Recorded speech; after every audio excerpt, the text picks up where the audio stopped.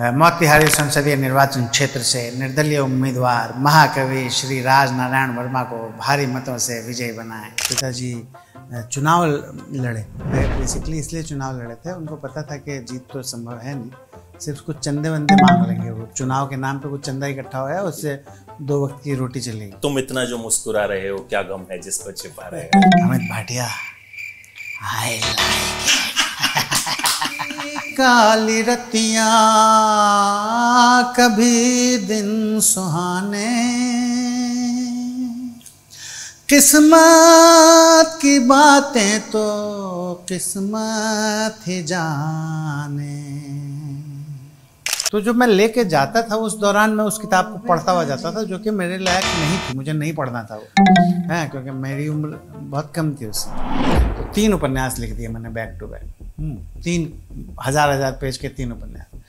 उसके बाद मेरे पिताजी सुरेंद्र पाठक के पास लेके गए मुझे। बेटा जी, अरे ओ बाबू जी, किस्मत की हवा कभी नरम कभी गरम, कभी नरम नरम कभी गरम गरम, कभी नरम गरम नरम गरम, ओ बेटा जी। तो मेरी जो ओरिजिनल पांडुलिपि थी उसको फाड़ के फेंक दिया मैं हेड ऑफ ऑनर प्रमोशंस बना। अच्छी खासी मेरे को 40-50 लाख सालाना सैलरी थी आपकी। उतनी सैलरी बहुत से लोगों का सपना होता है, बहुत से लोग जीवन भर उस सैलरी तक पहुंच नहीं। वाह बेटा, लगता है तुम गू खा के ही मानोगे। मैं अगर कहूँ तुम साहसी, कायनात में नहीं है कहीं, तारीफ ये भी तो सच है कुछ भी नहीं।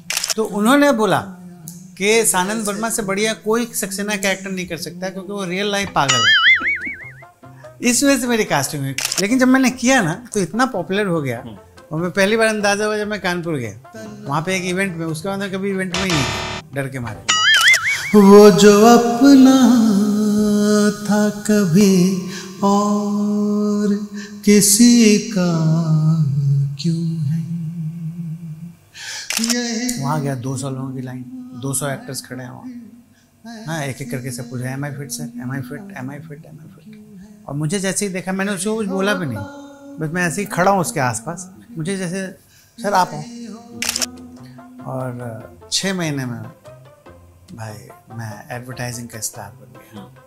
जान से प्यारे तुझको तेरा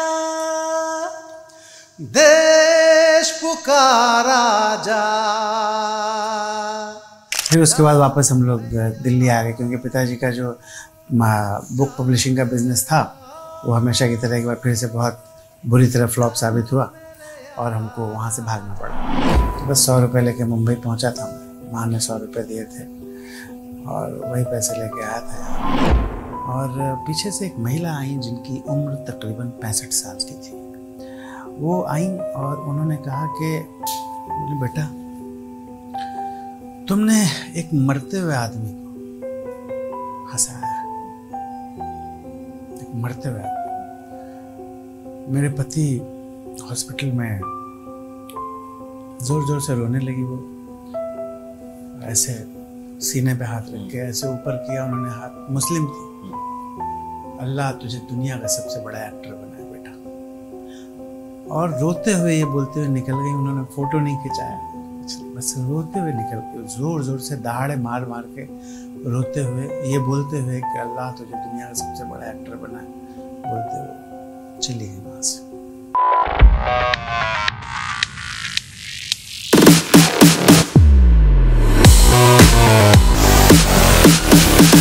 मुझे जब पता चला कि मुझे आपका इंटरव्यू करना है, तो मैंने कहा यार कॉमेडी की बात होगी सिर्फ, जो है जाहिर तौर पर आप पॉपुलर हैं घर घर में हंसाने के लिए।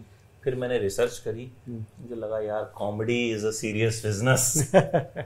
कि वो एक शेर कहा जाता है, वो मुझे याद आता है, तुम इतना जो मुस्कुरा रहे हो, क्या गम है जिसको छिपा रहे हो। आपकी जिंदगी का फलसफा कहा जा सकता है ये? हाँ हाँ, बिल्कुल बिल्कुल बिल्कुल। मुझे जो महसूस हुआ, बिल्कुल मेरी ज़िंदगी का फ़लसफ़ा ही ये है कि मैं ख़ुद को जितना ज़्यादा कंट्रोल में रख सकूं अपने दिमाग को, क्योंकि मुझे लगता है कि जो कुछ भी होता है अमित भाई, वो आपके दिमाग की वजह से ही होता है। आपका दिमाग किस ढंग से फंक्शन कर रहा है, आप कितना ज़्यादा कंट्रोल में हैं। तो आप जितना ज़्यादा कंट्रोल में हैं, आप उतने ज़्यादा खुश रह सकते हैं जीवन में। तो क्योंकि ये जो लाइफ की जो सीरियसनेस है, अगर आपने ध्यान दिया हो तो आपने देखा होगा कि मेरा जो बॉडी ऑफ वर्क है उसमें बहुत सीरियस कैरेक्टर्स भी मैंने किए हैं, जैसे कि सीक्रेट गेम्स है, पटाखा है, विशाल भारद्वाज सर ने मुझे, मधुर भंडारकर सर ने इतना काम दिया मुझे, सीरियस कैरेक्टर्स किए मैंने। तो हर तरह की कैरेक्टर जो है वो इसीलिए मैं कर पाता हूँ क्योंकि जीवन को मैंने बहुत करीब से देखा है, महसूस किया है। जो भी दुख तकलीफ़ होती है, जो आम बच्चों की ज़िंदगी में बहुत यानी बहुत ना के बराबर आती है, वो मेरे साथ हुआ है। अगर आप ये देखें कि 8 साल की उम्र में मैंने कमाना शुरू कर दिया था और घर चलाना शुरू कर दिया था। 40 रुपये कमाए थे ना? हाँ, तो आप बताओ 8 साल की उम्र कौन सी होती है घर चलाने की, परिवार चलाने की, है ना।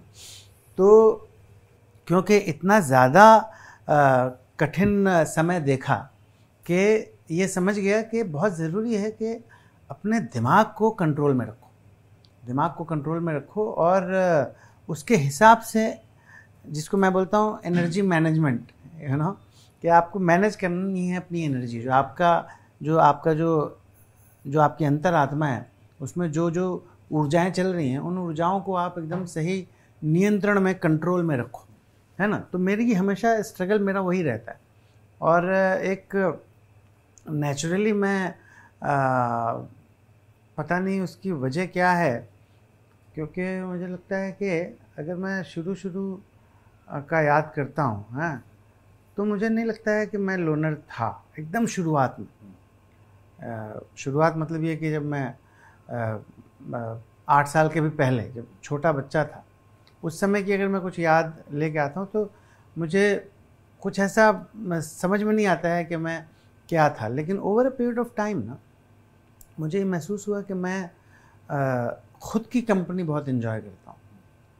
मैं अपने आप में रहना पसंद करता हूँ, मैं अकेलापन बहुत पसंद है मुझे। और शायद इसकी वजह ये हो सकती है कि संघर्ष के दिनों में ऐसे लोग मिले जो कि कष्टों का कारण ही बनते थे मेरे जीवन में, समझ रहे हैं। तो शायद वो भी एक वजह हो सकती है कि मैं तन्हाई को पसंद करता हूँ और अपने में रहता हूँ और मुझे कोई उसमें तकलीफ़ नहीं होती। तो बहुत तरह की चीज़ें हैं जो मैं कर पाता हूँ, क्रिएटिव बंदा हूँ, गाना गाता हूँ, सिंगर हूँ, कॉमेडी वीडियोस बनाता रहता हूँ और सब सिंगल हैंडेडली ही करता हूँ। खुद ही एडिट भी करता हूँ, खुद ही शूट भी करता हूँ, खुद ही स्क्रिप्टिंग भी करता हूँ, खुद ही सब करके उसको डाल देता हूँ और 25-25 मिलियन में उसके व्यूज़ जाते हैं। तो मेरा कोई भी वीडियो, यानी आप ये समझ लीजिए कि शायद ही कोई ऐसा बड़ा स्टार है जो कि इंस्टा पे एक्टिव है, बहुत ज़्यादा काम कर रहा है इंस्टा पे, और उसने मेरे ऑडियो पे वीडियो न बनाया हो, है ना। हर बंदा, चाहे वो विद्या बालन का नाम लो, चाहे आप किसी का भी नाम लो, उसने मेरे किसी न किसी वीडियो पे अपना वीडियो छापा है ना। तो काफ़ी सक्सेसफुल हूँ मैं इस दिशा में भी, है ना। मेरे वीडियोस भी जो शॉर्ट फॉर्मेट छोटे वीडियोस, कंटेंट क्रिएशन बेसिकली जी, तो उसमें भी लोग जी पसंद करते हैं मुझे। तो मेरे ख्याल से इसकी वजह यही है कि मैं बहुत फोकस्ड हूँ, मुझे एग्जैक्टली पता है कि मुझे लाइफ में क्या करना है। मेरा उद्देश्य जो है, मेरा जो जीवन का लक्ष्य है, वो बहुत ही क्लियर है कि मुझे ज़्यादा से ज़्यादा लोगों को एंटरटेन करना है, हंसाना है, और मुझे लगता है कि इससे बड़ा पुण्य का काम और कुछ हो नहीं सकता। Comedy is a serious business, तो हंसाना सबसे मुश्किल काम। जी। लोगों को लगता है कि अभी तो मतलब कई बार क्या होता है, बॉस खराब जोक भी मारे तो हंसना पड़ता है। तो वहां समझ में आता है कि यार जोक की अहमियत होती क्या है। अच्छा, आप हैं कहाँ से और बचपन किस तरह का रहा? बचपन मेरा बहुत संघर्ष भरा रहा। मैं बेसिकली बिहार, पटना की पैदाइश हूँ, और जब मैं पैदा हुआ, मैं 4 महीने का बच्चा था, तभी हम दिल्ली शिफ्ट हो गए। फिर दिल्ली में रहे कुछ। दिल्ली में जमना पार ही रहते थे, तो लक्ष्मी नगर। तो वहाँ पे रहे। और एक्चुअली दिल्ली में भी बहुत अलग अलग एरियाज़ में हम रहे हैं। फ़िलहाल जमुना पार मुझे लक्ष्मी नगर याद है तो बोल दिया मैंने आपको। तो वहाँ रहे और पिताजी साहित्यकार थे, बड़े अच्छे साहित्यकार थे। वो एक पत्रिका छापते थे, उसका नाम था सदाशिव। वो पत्रिका छापते थे, उसके संपादक थे वो। तो लेकिन चलता वलता था नहीं। पिताजी भी बड़े सीधे, बड़े सरल स्वभाव के व्यक्ति थे। हिंदी के प्रकांड पंडित थे। मेरे घर में हमेशा वही साहित्यिक माहौल रहता था। हाँ, मेरे पिताजी जो, जब हम वापस पटना गए, लगभग तकरीबन 8 साल तक, जब मैं लगभग 8 साल का हुआ तो हम दोबारा पटना आ गए। तो वहाँ पे मेरे पिताजी कवि गोष्ठियाँ किया करते थे हर हफ्ते। तो पूरे पटना के बड़े बड़े कवि आते थे और मेरे पिताजी माँ को बोलते थे कि जाओ पड़ोसी से 25 रुपया मांग के ले आओ, 20 रुपया मांग के ले आओ और इनके चाय नाश्ते की व्यवस्था हो, है ना। इस टाइप के मेरे पिताजी थे कि उधार मांग के कवि गोष्ठी करते थे और पैसे उधार लेके माँ से बोलते थे उधार ले आओ 20 रुपया, और उससे फिर वो चाय नाश्ता होता था उन कवियों का, समझ रहे। तो 8 साल लगभग दिल्ली में मेरा बचपना गुजरा। तो प्राइमरी थोड़ा बहुत जो भी एजुकेशन हुआ वो दिल्ली में हुआ। उसके बाद फिर पटना वापस आ गया। पटना में मैंने 12th तक पढ़ाई की, यानी जो 7th जो भी क्लास था, मुझे याद नहीं आ रहा कौन सी क्लास से पटना में शुरुआत हुई थी, शायद 6ठी या 7वीं क्लास होगी, ठीक से याद नहीं आ रहा। पर वहाँ से मैंने बेसिकली 12th तक का मैंने वहाँ से दिया, अपना पटना से 12th तक का की पढ़ाई वहाँ तक की। फिर उसके बाद वापस हम लोग दिल्ली आ गए, क्योंकि पिताजी का जो बुक पब्लिशिंग का बिज़नेस था वो हमेशा की तरह एक बार फिर से बहुत बुरी तरह फ्लॉप साबित हुआ और हमको वहाँ से भागना पड़ा, क्योंकि कर्ज़ा बहुत हो गया था और बिज़नेस फ्लॉप हो गया था। जो किताब पिताजी छापना चाह रहे थे बेचारे वो छाप नहीं पाए, बहुत घाटा लग गया। तो हम फिर से भागे, फिर दिल्ली आ गए। फिर दिल्ली में आके वहाँ पे मैंने दिल्ली यूनिवर्सिटी से ग्रेजुएशन किया, कॉरस्पॉन्डेंस कोर्स। और इस पूरे वक्फे में मैं लगातार काम करता रहा। जैसे पिताजी का जो बुक पब्लिशिंग का बिज़नेस था पटना में, उसमें मैं उनका राइट और लेफ़्ट हैंड नहीं था। मैं ही जाता था साइकिल से पूरे पटना में सबको किताब बेचता था। अपना सबसे पहले हम मोतिहारी गए थे। जब दिल्ली से छोड़ के हम आए तो सबसे पहले मोतिहारी गए थे। पूर्वी चंपारण ज़िले में हमारा जो गांव है रामनगर नाम है उसका, वहाँ गए। वहाँ पे पिताजी ने खेती की, क्योंकि उनके हिस्से की कुछ ज़मीन थी जो कि उनके भाइयों ने हड़प ली थी। तो वहाँ पे वो एक संघर्ष चला, तो पिताजी ने खेती की। तो वहाँ से मैंने शुरुआत की थी। सबसे पहला जो काम करने का अनुभव रहा वो वहाँ से। तो वहाँ से मुझे याद है 20-20, 30-30 किलो का एकदम वो गट्ठर जो है वो सर पे अपने उठा के मैं खेत से जाता था घर। हाँ, तो वो रामनगर की कहानी। फिर कुछ दिन रहे, फिर वहाँ से पिताजी चुनाव लड़े, मेंबर ऑफ पार्लियामेंट का, निर्दलीय। साइकिल छाप था उस समय, उनको मिला था साइकिल छाप। हाँ, तो बाद में मेरी माँ कहती है कि वो बेसिकली इसलिए चुनाव लड़े थे, उनको पता था कि जीत तो संभव है नहीं, सिर्फ कुछ चंदे वंदे मांग लेंगे, वो चुनाव के नाम पे कुछ चंदा इकट्ठा होया, उससे 2 वक्त की रोटी चलेगी। इस चक्कर में पिताजी ने चुनाव लड़ा था, समझे आप। तो वो बेचारे चुनाव में, मैं उनका प्रचारक था, रिक्शे में बैठ के, मुझे आज भी याद है, रिक्शा था, एक माइक था और मैं बोलता था, मोतिहारी संसदीय निर्वाचन क्षेत्र से निर्दलीय उम्मीदवार महाकवि श्री राज नारायण वर्मा को भारी मतों से विजयी बनाएं। ये लाइन मुझे आज तक याद है। उस छोटी सी उम्र में मैं साइकिल पे बैठ के अपना रिक्शे पे, जो तिपहिया रिक्शा होता है ना, जी, उस पे बैठ के मैं प्रचार करता था। मेरी माँ रात के 2 बजे निकलती थी और वो जो दीवारों पे लिखती थी राज नारायण वर्मा साइकिल छाप। तो अजीब सा ही मैडनेस था वो। खैर, पिताजी की ज़मानत ज़ब्त हो गई, वो हारे, जो कि होना ही था। और उसके बाद फिर जो बुक पब्लिशिंग का बिज़नेस था वो फिर से फ्लॉप हुआ। तो फिर हम भागे वहाँ से, फिर दिल्ली आ गए। फिर दिल्ली आके वहाँ पे क्योंकि इस दौरान जब मैं यहाँ था, जब मैं अपना 10th और 12th कर रहा था। उस दौरान मैंने कुछ नाटक किए, थिएटर किया कुछ, और कहानियाँ, क्योंकि घर में साहित्यिक माहौल था, तो मैंने कुछ स्टोरीज़ लिखी, और उन स्टोरीज़ को मैंने नंदन नाम की एक पत्रिका हुआ करती थी, बिल्कुल बहुत फेमस पत्रिका थी, हिंदुस्तान टाइम्स ग्रुप की। तो वहाँ पे मैंने उस ज़माने में एनवेलप में आप अपनी कहानी रख दें और साथ में एक खाली लिफाफा भी अंदर रख दें अपने घर का पता लिख के, कि अगर संपादक को पसंद नहीं आई कहानी या जो भी आपने भेजा है, जो भी सामग्री भेजी है आपने, इस आशा के साथ कि प्रकाशित होगी, तो अगर पसंद नहीं आई तो वो लौटती डाक से उसी खाली लिफाफे में वापस भेज दे।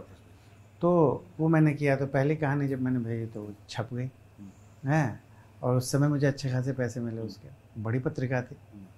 मैंने कहा कमाल है हैं। फिर मैंने दूसरी कहानी लिखी, वो भेजी, वो भी छप गई। मैंने कहा वाह। फिर तीसरी कहानी लिखी, वो भेजी, वो भी छप गई। हाँ, पैसे भी अच्छे खासे आए। मैं बच्चा ही था, दिमाग ख़राब हो गया मेरा। मैंने कहा मैं बहुत बड़ा कहानीकार बन गया हूँ, अब ये सब नहीं चलेगा, अब नॉवेल लिखूँगा मैं। क्योंकि मेरे पिताजी नॉवेल भी लिखते थे, कविताएं भी लिखते थे, बहुत बड़े कवि थे वो, और उपन्यास भी लिखते थे, कहानियाँ लिखते थे, माहौल वही था। तो मेरे पिताजी ना उस ज़माने में जो सुरेंद्र मोहन पाठक, वेद प्रकाश शर्मा की जो जासूसी उपन्यास की किताबें आती थी ना, तो वो पढ़ा करते थे मेरे पिताजी। और मैं जाता था, वो बेसिकली भाड़े पे मंगाते थे हैं, तो मैं जाता था, और वो ओनली फॉर एडल्ट्स बुक्स थी। तो मैं जाता था, 25 पैसे भाड़ा उसका लगता था। तो किताब लेके जाता था वापस करने, कि वो पढ़ ली, एक किताब पिताजी ने पढ़ ली, तो जाता था वापस करने, फिर दूसरी लेके आता था। हाँ, तो जब मैं लेके जाता था उस दौरान मैं उस किताब को पढ़ता हुआ जाता था, जो कि मेरे लायक नहीं थी, मुझे नहीं पढ़ना था वो, है, क्योंकि मेरी उम्र बहुत कम थी उस समय। और तो मैं जाता था तब रोड पे पढ़ता हुआ जाता था, क्योंकि 4-5 किलोमीटर दूर रहता था वो, तो पैदल जाता था और रोड पे पढ़ता हुआ जाता था। फिर जब आता था तो वापस 4-5 किलोमीटर आते हुए जो नई किताब लेके आ रहा होता था वो भी पढ़ता था। तो मुझे बड़ा मज़ा आने लगा उसमें। है, अब बच्चा था और एडल्ट सामग्री पढ़ रहा हूँ, तो हाँ, सड़क पे चलते बड़ा मज़ा आया। तो मैंने क्या किया, कहानियाँ लिखना किया बंद और उपन्यास लिखना किया शुरू। तो 3 उपन्यास लिख दिए मैंने बैक टू बैक, 3 हज़ार पेज के 3 उपन्यास। उसके बाद मेरे पिताजी सुरेंद्र मोहन पाठक के पास लेके गए मुझे, हैं, और सुरेंद्र मोहन पाठक ने मेरी पांडुलिपि का जेरोक्स लिया। उन्होंने बोला कि मैं देखता हूँ, इसको पढ़ता हूँ और इसको प्रकाशित करवाने की कोशिश करता हूँ। ये अलग बात है कि उन्होंने चिट्ठियाँ भी लिखी मुझे, हैं, कि हम कोशिश कर रहे हैं। लेकिन बाद में मुझे ही मेरी ही लिखी हुई जो किताबें थीं उसमें मज़ा नहीं आने लगा। मुझे लगा नहीं यार, मैं इससे कहीं बेहतर लिख सकता हूँ। तो मेरी जो ओरिजिनल पांडुलिपि थी उसको फाड़ के फेंक दिया मैंने। हज़ार पेज के 3 उपन्यास जो मैंने लिखे थे उसको फाड़ के मैंने फेंक दिया। मैंने कहा नहीं, मेरा ये स्टैंडर्ड नहीं है, इससे कहीं बेहतर लिख सकता हूँ। फिर चौथा उपन्यास लिखना शुरू किया, उसका नाम था नारद नदारद। वो लिखा मैंने कुछ 60-70 पेज लिख पाया होऊंगा।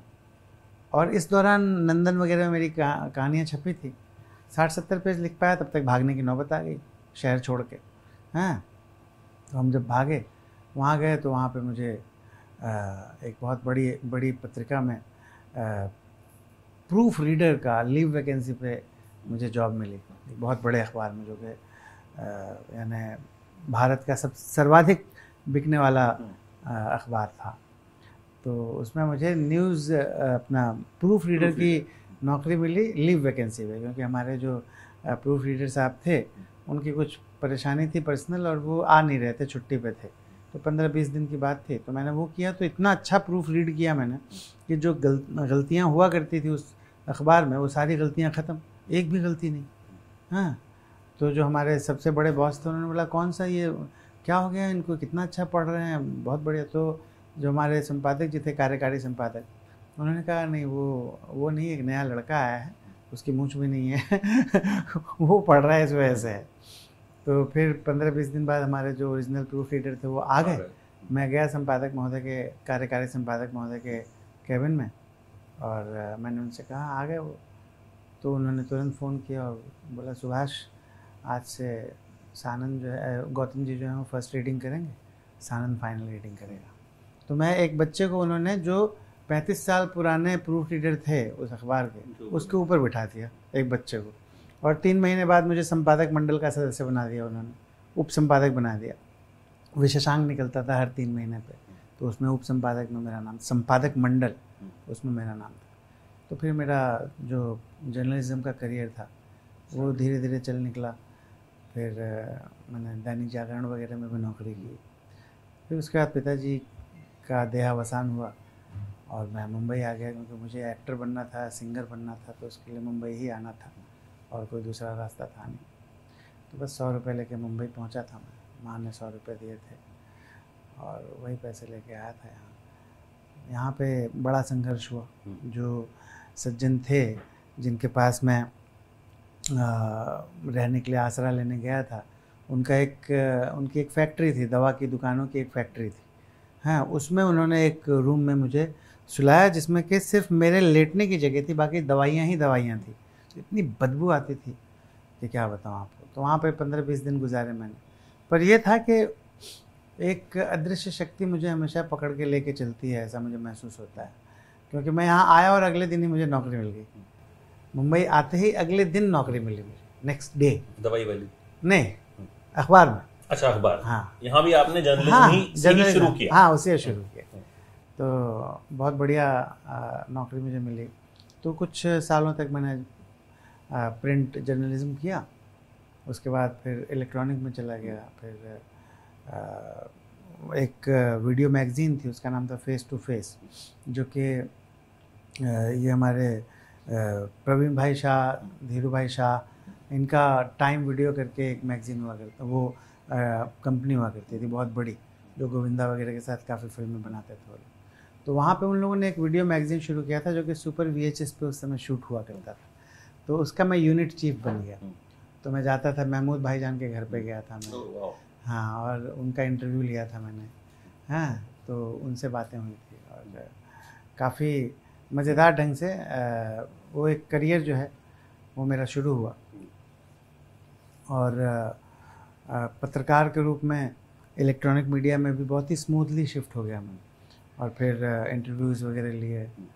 और उसके बाद फिर हिंदुजाज जो है वो नया चैनल एक लॉन्च कर रहे थे, मूवी चैनल, जो कि केबल बेस्ड था।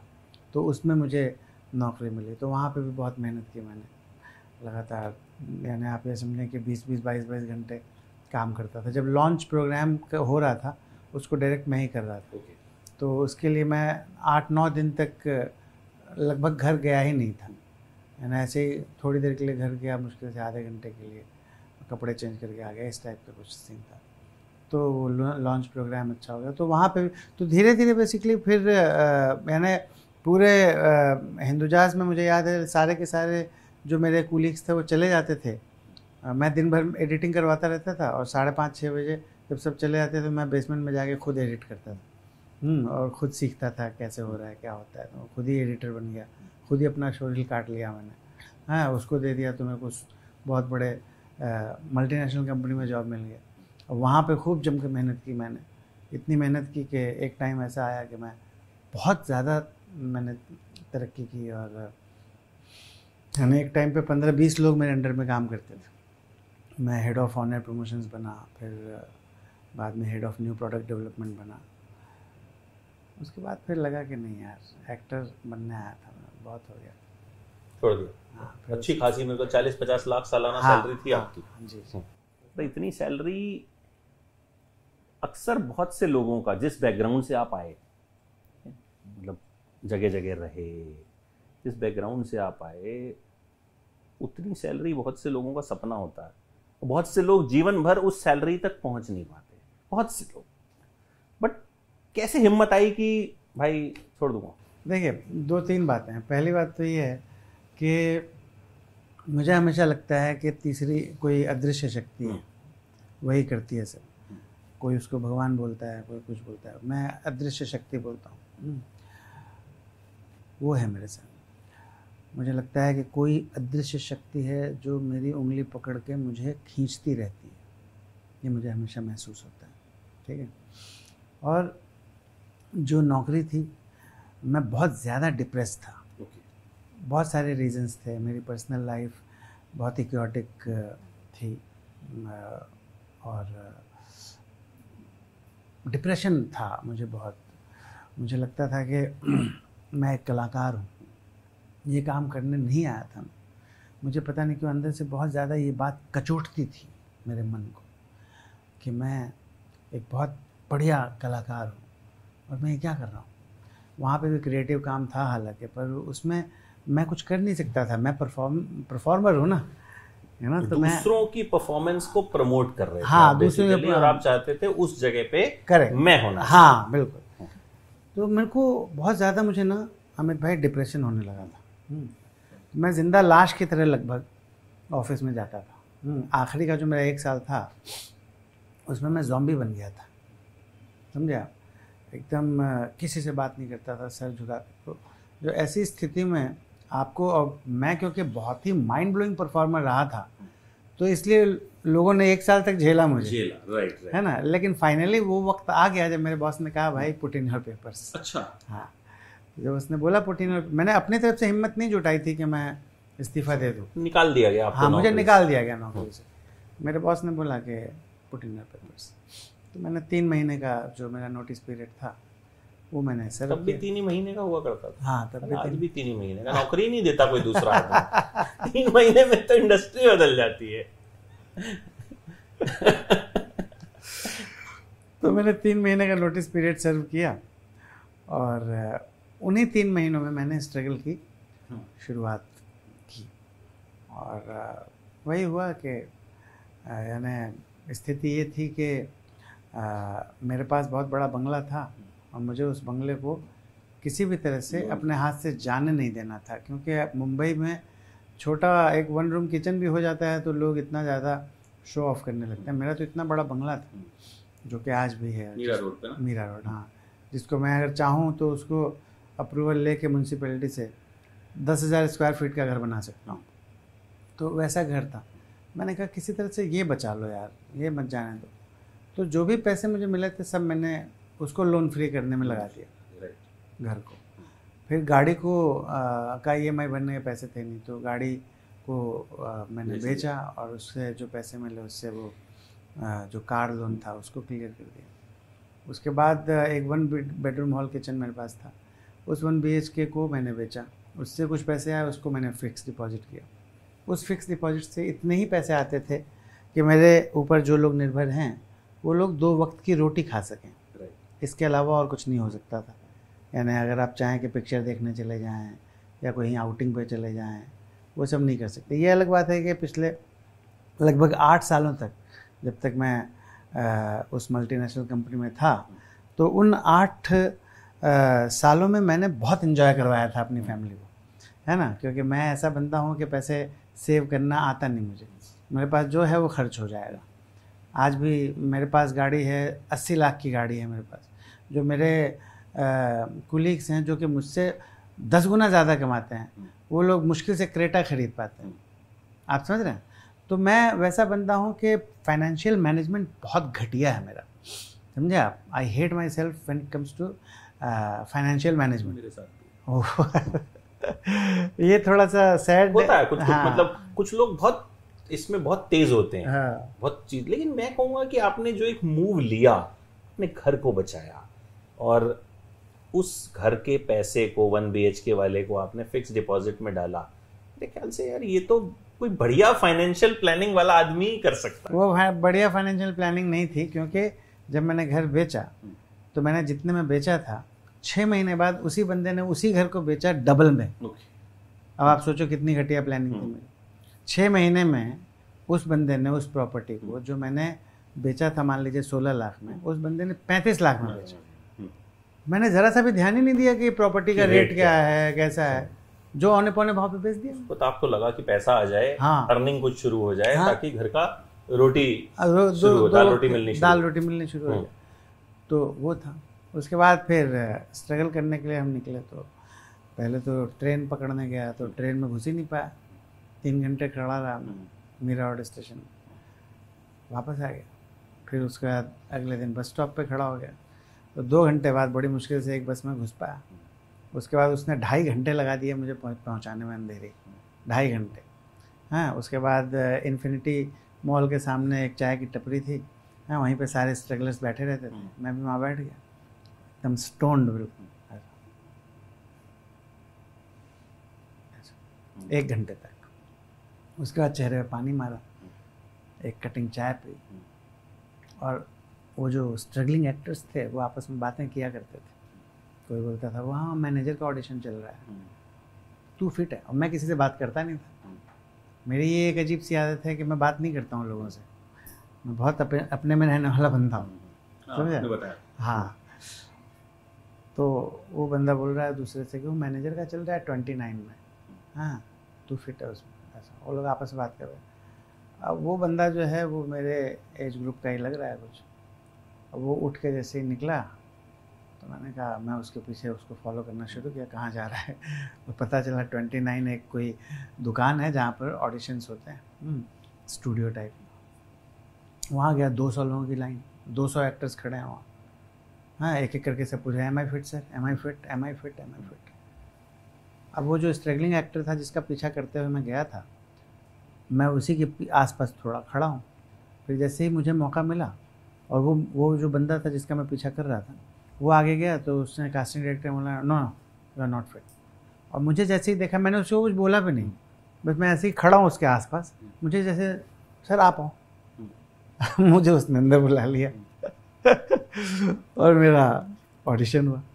तो इस ढंग से मुझे धीरे धीरे पता चला कि कहाँ कहाँ ऑडिशंस होते हैं, क्या होता है। और 6 महीने में भाई मैं एडवर्टाइजिंग का स्टार बन गया। 4 साल में मैंने 350 ऐड फिल्में की तो 6 महीने में मैंने अपनी एक गाड़ी खरीद ली, क्योंकि मैंने हाँ क्योंकि मैंने कसम खा ली थी कि मैं भैया अब ये कभी बस में खड़ा नहीं रहूँगा, क्योंकि मैं आते समय इंजरी हो गई थी मुझे, तो मैं बस में नहीं जाऊँगा और ट्रेन में नहीं जाऊँगा। हाँ, तो क्या हुआ, तो पैदल का ही रास्ता बचा था, तो रोज़ मीरा रोड से अंधेरी में डेली पैदल आता था और जाता भी था वापस, यानी आपसे लगभग 50 किलोमीटर 50 किलोमीटर लगभग मैं रोज़ पैदल चलता था एक्टर बनने के चक्कर में। हाँ? हेडलाइन है ये। हाँ आप तो पत्रकार रहे हैं। हाँ। तो ये हेडलाइन है कि 50 किलोमीटर पैदल चलते थे रोज। और उसमें भी भाई मैं सीखता था, यानी जब मैं पत्रकारिता जब मैं पैदल चल रहा होता था, then you see a lot of people, okay, कोई ऑटो रिक्शा वाला है, कोई साइकिल पे जा रहा है, कोई पेडेस्ट्रियन है, कोई वेजिटेबल वेंडर है ना, कोई सब्जियां बेच रहा है, हज़ारों तरह के लोग आपको दिखते हैं।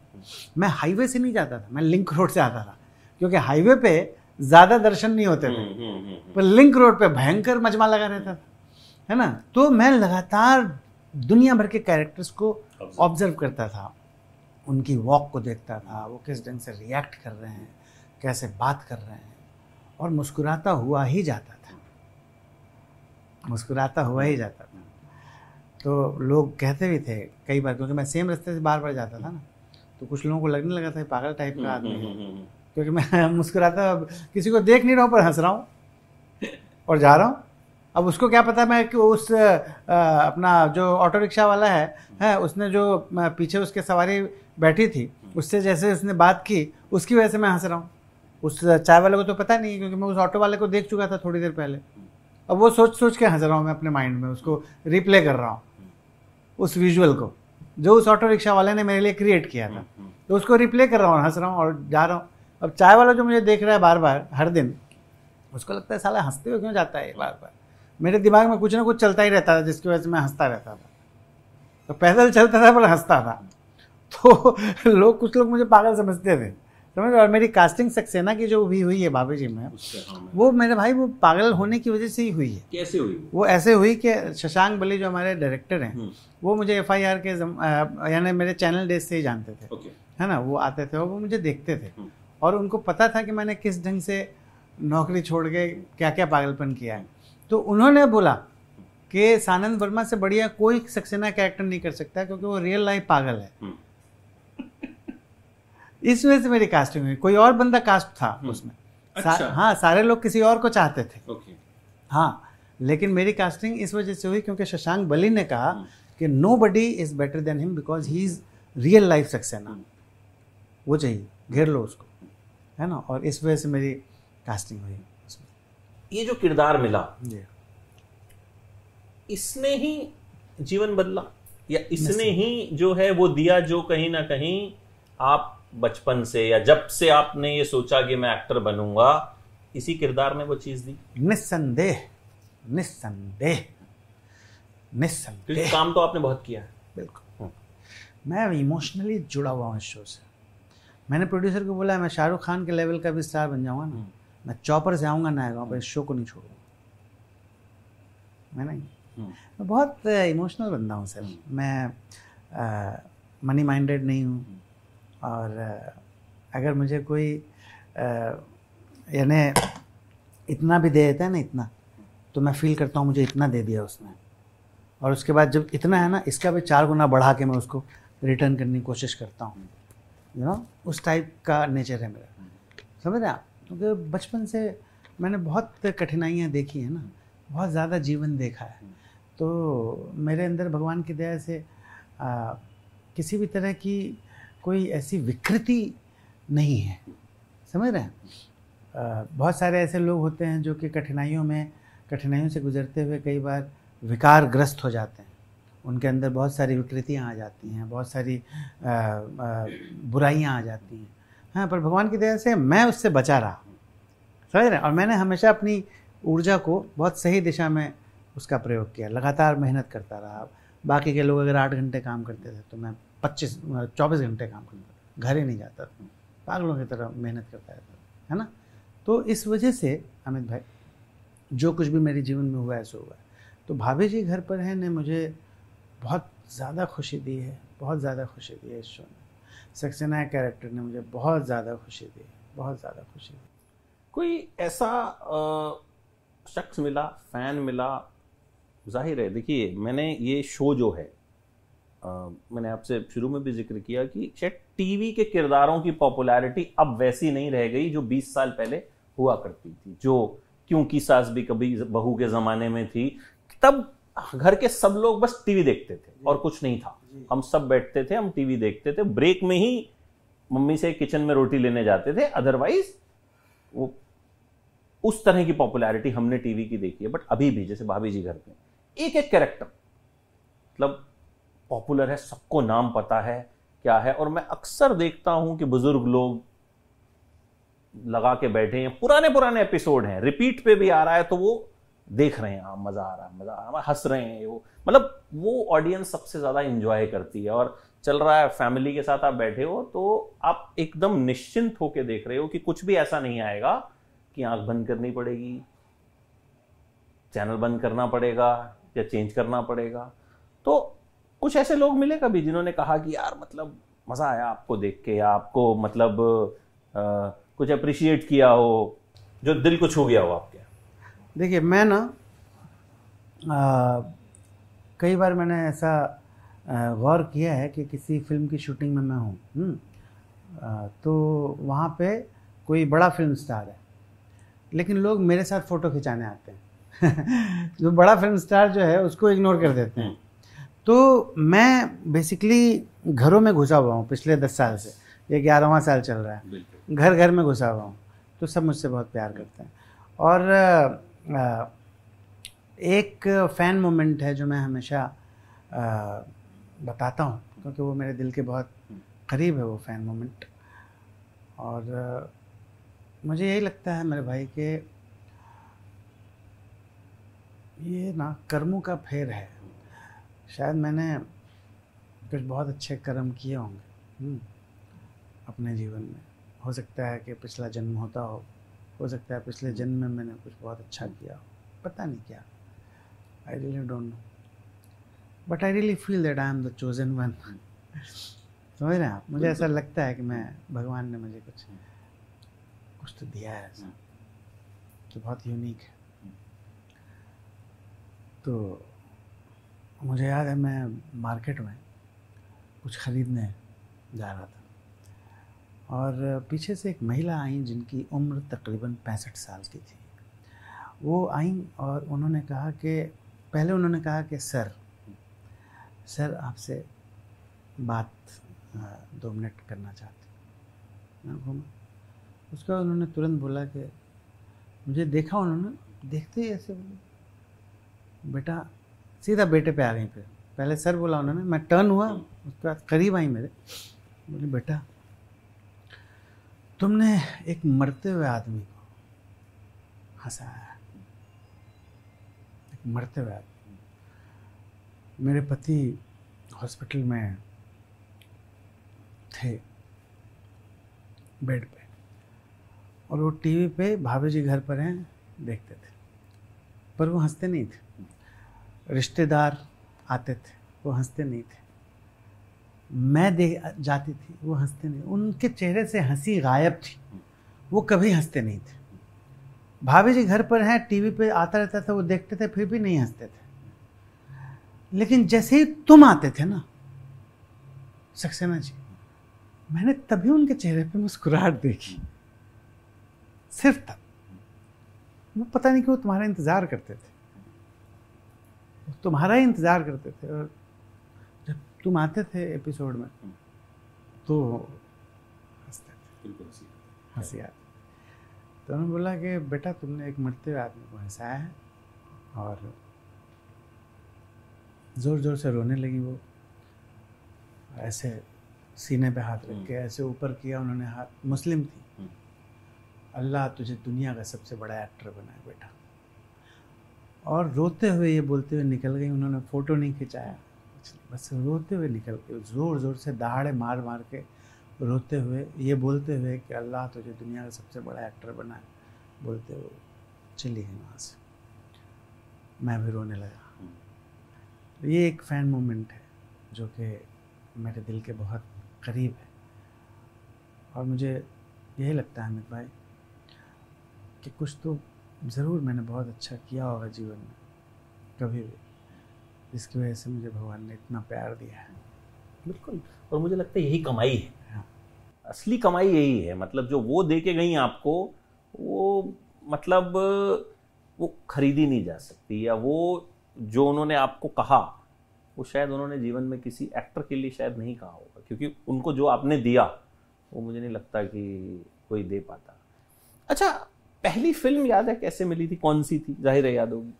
प्रदीप सरकार, वाह, दिवंगत प्रदीप सरकार, हमारे दादा, उन्होंने मुझे, उनके साथ मैंने ऐड फिल्में की थी। ऐड फिल्में बहुत शानदार रहे हैं जी। तो वो मर्दानी बना रहे थे, तो उसमें उन्होंने मुझे पहला मौका दिया। और मर्दानी में मेरा रोल जो है वो भी लोगों को आज तक याद है। हालांकि बहुत लंबा रोल नहीं था, लेकिन वो यादगार रोल है और लोग आज भी उसकी चर्चा करते हैं। तो पहला ब्रेक तो वही था, मर्दानी मेरा। और बाकी छिटपुट फिल्में, क्योंकि मेरा क्या हुआ ना अमित भाई कि मुझे बनना था फिल्म एक्टर, समझे आप? फिल्म एक्टर बनना मेरा सपना था। और जब मैं एक्टिंग करने लगा ना तो एडवर्टाइजिंग में बहुत सक्सेस मिली मुझे। तो एडवर्टाइजिंग से फिल्म एक्टर बनना आसान माना जाता था। लोग ऐड देख के फिल्मों में कास्ट करते हैं, लेकिन उस समय ज़्यादातर लोग यही कहते थे कि टीवी पे अगर करोगे तो लोग जो हैं वो पैसे खरीद के टिकट क्यों खरीदेंगे, फिल्म थिएटर में जाके क्यों तुम्हारी फिल्म देखेंगे, टीवी पे तो आता ही है फोकट में ये एक्टर, है ना। तो ये लफड़ा था और मुझे बनना था फिल्म एक्टर। इसी वजह से मैंने कंटिन्यूटी के बहुत सारे कैरेक्टर्स को मना किया था। मैं हमेशा जैसे FIR करता था, FIR के 100 से ज़्यादा एपिसोड्स किए मैंने, पर उसमें मैंने गेटअप में रहता था। कभी 70 साल का बूढ़ा बन गया, कभी कुछ बना, दाढ़ी मुँह, प्रोस्थेटिक्स। तो मेरा जो रियल फेस है वो नहीं दिखता। एक्सपेरिमेंट करने का मौका मिलता था, तो वो किया मैंने। बाकी जो भी मुझे लगता है 15 सीरियल किए होंगे मैंने बाबूजी से पहले, पर सब मैं छोटे छोटे कैमियोज़ करता था, 3 दिन 4 दिन का रोल करता था, कंटिन्यूटी का नहीं करता था। पर ये कैरेक्टर इतना अच्छा था सक्सेना का। और उस समय 2 घटनाएं घटी थी। एक तो सुशांत सिंह राजपूत पवित्र रिश्ता करते थे जो कि टीवी एक्टर थे, और उसी समय उन्होंने काय पोछे की और वो ओवरनाइट फिल्म स्टार बन गए थे। और उसी वक्त एक घटना और घटी थी जब मैंने हाँ बोला भाभी जी घर पर हैं को। एक घटना और घटी थी, अमिताभ बच्चन सर ने पहली बार फिक्शनल कैरेक्टर किया था। नहीं, फिक्शनल कैरेक्टर किया था। केबीसी में तो अमिताभ बच्चन रहते हैं, वो अलग चीज़ है, रियलिटी टीवी है वो। पर उन्होंने एक फिक्शनल कैरेक्टर किया था, युद्ध नाम का एक सीरियल था Yes. उसमें, वो ये घटना भी उसी वक्त की, समझे आप।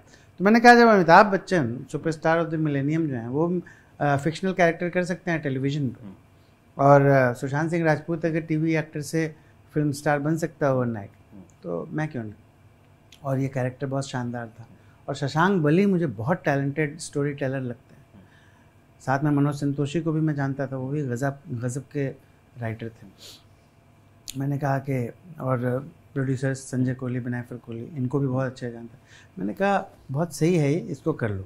लेकिन जब मैंने किया ना तो इतना पॉपुलर हो गया, और मैं पहली बार अंदाज़ा हुआ जब मैं कानपुर गया, वहाँ पे एक इवेंट में, उसके बाद मैं कभी इवेंट में ही नहीं गया डर के मारे, क्योंकि वहाँ पे बहुत सारे मेरे फैंस थे जिनको मेरे बॉडीगार्ड्स ने धक्का मार मार के गिरा दिया था, और इस वजह से गुस्से में मैंने इवेंट करना ही छोड़ दिया, तो करता ही नहीं था। लेकिन मैं जब वो करके आया था ना, तो वहाँ पे जो मैंने अपने फैंस को देखा था, पहली बार मुझे एहसास हुआ कि ऊपर वाले ने क्या बना दिया, समझे। और मैं घर पे आके, मुझे याद है 1 हफ्ते तक सो नहीं पाया था मैं, 1 हफ्ते तक रोया हूँ, 1 हफ्ते तक, जब मुझे इस बात का रियलाइजेशन हुआ कि मैं कितना पॉपुलर हो गया हूँ। अनोखेला पूरा कानपुर जाम हो गया था जिस दिन मैं उस इवेंट में गया था, समझे आप। तो मैं वापस आके मैंने ये सोचा कि बॉस, अगर मैं लगातार ये शो ही और सिर्फ यही शो करता रहा तो फिर मैं सक्सेना बन के ही रह जाऊँगा, तो ये नहीं करना मुझे, है ना। तो मैंने क्या किया कि मैंने दूसरे काम करने शुरू कर दिए, और यहाँ पे डेट्स देने कम कर दिए मैंने भाभी जी में, समझे, डेट्स देने कम कर दिए। और मैंने पिछले 10 साल में भाई साहब 25 से ज़्यादा फिल्में की, समझे आप। और उसमें बहुत अच्छी अच्छी फिल्में भी की, जैसे कि मधुर भंडारकर सर के साथ 2 फिल्में की, बबली बाउंसर और इंडिया लॉकडाउन। दोनों मेरी बहुत फेवरेट फिल्म है। मतलब मैं ऐसे नहीं बोल रहा हूँ, आप गूगल पे जाके मेरा रिव्यू देखिएगा। अच्छा। दोनों मेरी बहुत फेवरेट फिल्म है। मुझे लगता है इंडिया लॉकडाउन में जिस तरह से लॉकडाउन को दिखाया गया है, बहुत शानदार। फिर विशाल सर ने मुझे मौका दिया मेन नेगेटिव में, पटाखा में, विशाल भारद्वाज की फिल्म में। तो अनुराग कश्यप के साथ सीक्रेट गेम्स में काम किया मैंने। फिर वेब सीरीज़ में ये अपना अपहरण सबका कटेगा में ready steady who is your daddy, कितना हिट हुआ वो, बहुत बड़ा सुपर डुपर हिट है वो। बल्कि भाभी जी घर पर हैं से ज़्यादा पॉपुलर मुझे अपहरण सबका कटेगा लगता है, क्योंकि अपहरण सबका कटेगा के 12 एपिसोड में मुझे इतनी पॉपुलैरिटी मिली दुबे के रूप में, है ना। जो मेरा वो डायलॉग है ready steady who is your daddy, इतना फेमस हुआ। आप ये समझे कि भाभी जी के सेट पर मैं खड़ा था, वहाँ पे कुछ लोग मुझे मिले, 8 लोग थे, 8 में से सिर्फ एक बंदे ने भाभी जी के लिए कॉम्प्लीमेंट दिया, बाकी 7 लोगों ने अपहरण सबका कटेगा के लिए दिया। उसके 12 एपिसोड, इसके 3000 होने वाले हैं। कई बार ऐसा होता है ना कि बाई चांस लोग जो हैं वो किस चीज को नोटिस करें, या क्या पसंद करें। तो अब जैसे मैंने हजारों इंटरव्यूज किए होंगे, मतलब मुझे लगता है सब लोगों के मैंने बॉलीवुड से, बट मैं मलाड में मॉल है वहाँ पे स्केचेस के शोरूम में गया, तो जूते वूते देखे, वहाँ से निकला तो गार्ड आया, ये सर आप वही है ना जो पवन सिंह का इंटरव्यू किए थे और उनसे दारू वाला सवाल पूछे। और बहुत से लोग, क्या बात है, बोले आपके करियर का सबसे बड़ा इंटरव्यू पवन सिंह का इंटरव्यू। मैंने जावेद साहब का इंटरव्यू भी किया, मैंने अन्नू कपूर का भी इंटरव्यू किया, लेकिन अब उन लोगों को वो अच्छा लगा या उन्होंने जो है वहां देखा। तो आप नहीं कह सकते कि दर्शक जो है वो आपको कौन सा दर्शक कहाँ पे पसंद कर रहा है। और एक और बात है कि मैं एज एन एक्टर ना उस काम को ज़्यादा एंजॉय करता हूँ जिससे मैं बहुत ज़्यादा दूर हूँ। फॉर एग्जांपल मैं हूँ लोनर, लेकिन कोई ऐसा बंदा जो कि पागलों की तरह पार्टी करता है, उस कैरेक्टर को मैं ज़्यादा एंजॉय करूँगा, क्योंकि लोनर, हाँ जैसा मैं नहीं हूँ उसको। तो मैं अपहरण में जो दुबे का कैरेक्टर है वैसा मैं बिल्कुल नहीं हूँ, समझ रहे आप। सक्सेना में हूँ, मैं रियल लाइफ में हूँ, तो वो मेरे लिए ईजी है, समझ रहे हैं। पर दुबे मेरे लिए ईजी नहीं है, या सीक्रेट गेम्स का पुरुषोत्तम बरिया वो मेरे लिए ईजी नहीं। तो खैर मैं अच्छी अच्छी फिल्में भगवान की दया से की। नीतीश तिवारी दंगल के डायरेक्टर, उनके साथ मैंने छिछोरे की, उसमें छोटा रोल है पर मेरा एक ही सीन है, पर उसका डायलॉग उन्होंने 10 सेकंड का जो टीजर काटा उसमें भी उसका डायलॉग, वाह बेटा लगता है तुम गू खा के ही मानोगे। कितने मीम बनते हैं इसके, हर तीसरे मीम पे आपको दिख जाएगा मेरा, है ना। तो बहुत बढ़िया एक मेरा सफ़र रहा है, मैं बहुत अपने सफ़र से खुश हूँ, और जो फिल्मी सफ़र भी है वो भी काफ़ी अच्छा है। अभी काफ़ी अच्छी अच्छी फिल्में इस वक्त भी मैंने अभी भी फिनिश की हैं। बहुत बड़ी बड़ी फिल्म। कौन सी, कोई शेयर कर सकते हैं? हाँ, एक फिल्म है जिसका नाम है बकरा क्रिकेट। बकरा क्रिकेट जो है उसमें प्रीत कमानी हैं, नताशा भारद्वाज हैं, स्वानंद किरकिरे हैं। पहली बार सानंद और स्वानंद को एक साथ कास्ट किया गया है, तो वो हैं। और बहुत सारे नेशनल स्कूल ऑफ ड्रामा के कुछ बड़े बड़े एक्टर्स हैं। मेरा one of the main Leeds में हूँ मैं। हाँ, तो थिएटर में रिलीज, थिएट्रिकल रिलीज है, बहुत बड़े पैमाने पर, बहुत बड़ी रिलीज होगी। एक कोई बहुत बड़े ए लिस्टर आएंगे एक कैमियो करने के लिए, वो भी आएंगे। और भी उसका वही एक दिन का शूट अभी बचा है, बाकी सारा हो गया है। तो बहुत ही शानदार फिल्म है। एक विक्रांत मैसी और शनाया कपूर वाली फिल्म जो है, आँखों की गुस्ताखी, जो शायद उत्तराखंड में या कहीं पहाड़ों में हाँ जी जी शूट भी हो रही है। हाँ करेक्ट। उसमें मेरा बड़ा अहम किरदार है, बहुत शानदार रोल है उसमें, वो फिल्म की। मैं तो बढ़िया बढ़िया फिल्में कर चुका हूँ और अभी भी भगवान की दया से कर रहा हूँ। नहीं बिल्कुल। और मतलब आपकी कहानी बहुत, तब हम अक्सर क्या होता है ना कि हम जिस किरदार को पर्दे पे देखते हैं वो सिर्फ हंसा रहा है, लेकिन हमको पता नहीं है कि वो आदमी 3 नॉवल लिख के फाड़ के फेंक चुका है, या उसको राइटिंग की इतनी जानकारी है। तो मोस्टली क्या होता है, हम एक वो इमेज लेके चलते हैं कि भाई ये आदमी तो जो है, मतलब महमूद साहब है, महमूद साहब डायरेक्टर भी रहे और बट लेकिन लोगों को लगता है वो कॉमेडियन ही है। अभी मैं एक फिल्म की है, मैंने उसमें 2 गाने में गा रहा हूँ, 2 गाने गा रहा हूँ मैं उसमें। मैंने, आप समझे कि यानी वो प्लेबैक सिंगिंग का डेब्यू होने जा रहा है मेरा अभी बहुत जल्दी। और अभी मैंने एक गाना यूट्यूब पे ऐसे जगजीत सिंह साहब का एक गाना गा के यूट्यूब पे डाल दिया। उसमें कोई म्यूज़िक नहीं था। सुना सकते हैं? हाँ सुनाऊंगा ना। उसमें कुछ म्यूज़िक नहीं, कुछ भी नहीं, ऐसे ही जैसे मैं बैठा हूँ, मैंने गाना शुरू कर दिया। हाँ, गा के 2.25 मिनट का क्लिप था, मैंने उसको यूट्यूब पे अपलोड कर दिया। बस अपलोड करते ही उसी वक्त रेड लाइन आई, कॉपीराइट। उसी वक्त यूट्यूब ने ब्लॉक किया, जबकि मैंने किसी का नाम नहीं डाला था, ना जगजीत सिंह का नाम डाला, ना कुछ नहीं, ताकि लोगों को ये पता ना चले कि समझ रहे हो वो गाना मैंने गाया है। बस सिर्फ मेरा एक नॉर्मल वीडियो मैंने डाल दिया, जैसे अपने फनी वीडियोस डालता हूँ वैसे ही डाल दिया, और उसी वक्त कॉपीराइट। वो इसलिए आया क्योंकि मैंने इतने ज़्यादा सुर मैच किए थे ना, यानी आप ये समझ रहे हो, सॉफ्टवेयर रीड करता है ना। हाँ सॉफ्टवेयर, वो एकदम लग रहा था कि एकदम ओरिजिनल गाना चल रहा है। वो ऐसे था, कोई ये कैसे बताए कि वो तन्हा क्यों है, वो जो अपना था कभी और किसी का क्यों है। यही दुनिया है तो फिर ऐसी ये दुनिया क्यों है, यही होता है तो आखिर यही होता क्यों है। बिल्कुल जो है ये उसी एक अपना गाना मैंने सुना था, ओ बाबूजी। हाँ, वो मुझे जरूर सुनना। ओ बाबूजी, ये कौन सा है? ये मुझे याद नहीं आ रहा। दुनिया की हवा कभी नरम। अच्छा वो क्या, हाँ वो सुनना आपको? ओके, बहुत मतलब बहुत फेवरेट गाना है। तो ये जगजीत सिंह का जो मैंने आपको सुनाया, तो ये मैंने ऐसे ही गा के डाल दिया था, और उसी वक्त कॉपीराइट, सुर इतने मैच हुए थे उसमें, समझे। उसी वक्त मैंने ओरिजिनल सुना था, सुन के मैंने गाया। अभी तो थोड़ा टाइम हो गया उसको, 15 दिन हो गए हैं। उसी समय ताज़ा ताज़ा सुर कान में बज रहे थे, तो एग्जैक्टली मैच किया था मैंने। अभी भी थोड़ा बहुत मैच हो ही गया होगा। तो वो तो ऐसे है, कभी काली रतियाँ कभी दिन सुहाने,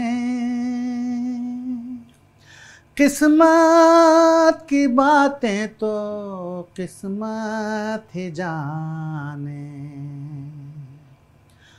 ओ बेटा जी, ओ बेटा जी, अरे ओ बाबूजी, किस्मत की हवा कभी नरम कभी गरम, कभी नरम नरम कभी गरम गरम, कभी नरम गरम नरम गरम, ओ बेटा जी। क्या बात है। मतलब सिंगिंग भी जो है कहीं ना कहीं मुझे लगता है कि अंदर थी भयंकर रूप से। मतलब ये मुझे लगता है कोई सीख नहीं सकता है। हाँ, मैं मतलब मेरा पर्सनली ऐसा मानना है कि आप कितनी ही आप ठीक है एक्टिंग क्लासेस ले लो जो भी है मतलब, लेकिन मुझे लगता है सिंगिंग एक ऐसी चीज है जो आप सीख नहीं सकते। या तो आप अच्छे सिंगर हैं या फिर नहीं। करेक्ट, मानते हैं आप ये? हाँ मानता हूँ, बिल्कुल मानता हूँ। नेचुरल गॉड गिफ्ट होता है वो, उसमें तो कोई शक ही नहीं। अगर आप नेचुरली गिफ्टेड नहीं हैं तो आप कितनी भी कोशिश कर लें आप अच्छा नहीं गा पाएंगे, क्योंकि ये चक्कर गले का है ना। अब मुझे भगवान ने ऐसा गला दे दिया है, फिर वही अदृश्य शक्ति, कि मैं अपनी आवाज़ को इतना ज़्यादा चेंज करता हूँ मूड के हिसाब से। जो भी मुझे गाना है, जो भी कहानी चल रही है, जिस ढंग से गाना है उसके हिसाब से मैं अपने आप को बदल लेता हूँ। जैसे अभी 2 गाने आपने सुने, दोनों में आपको अलग लगा ना, है ना? एक जगजीत सिंह वाला अलग लगा, ये बिल्कुल अलग लगा। अभी मैं मान लीजिए ये गाऊँ, तुमको पाया है तो जैसे खोया हूँ, कहना चाहूँ भी तो तुमसे क्या कहूँ, किसी ज़बान में भी वो लफ्ज़ ही नहीं कि जिनमें तुम हो क्या तुम्हें बता सकूँ। मैं अगर कहूँ तुम सा हंसी कायनात में नहीं है कहीं, तारीफ ये भी तो सच है कुछ भी नहीं, तुमको पाया है तो जैसे खोया हूँ। एकदम अलग गया, मजा आ गया। आवाज़ एकदम अलग लगी ना आपको, है ना?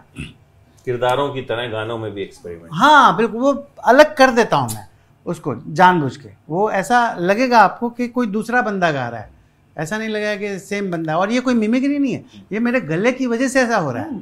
मैं मिमिक्री नहीं कर रहा हूँ। जैसे मान लीजिए अगर अभी हाई नोट का ये गाना है, मेरी जान से प्यारे तुझको तेरा देश पुकारा जा, जा भैया जा बेटा जा मेरे यारा जा।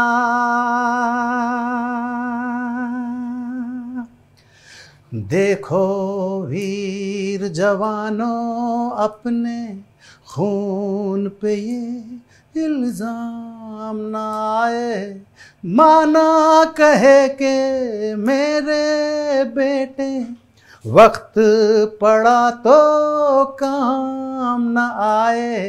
देखो वीर जवानों, पूरा टेक्सचर अलग है। मैंने मिमिक्री नहीं की किसी की। मतलब जगजीत सिंह से लेकर और बी प्राक, हाँ सब दिखा दिया, सब दिखा दिया। मुझे अपने आप बी प्राक याद आया आपने जब हाई टोन में गाया तो।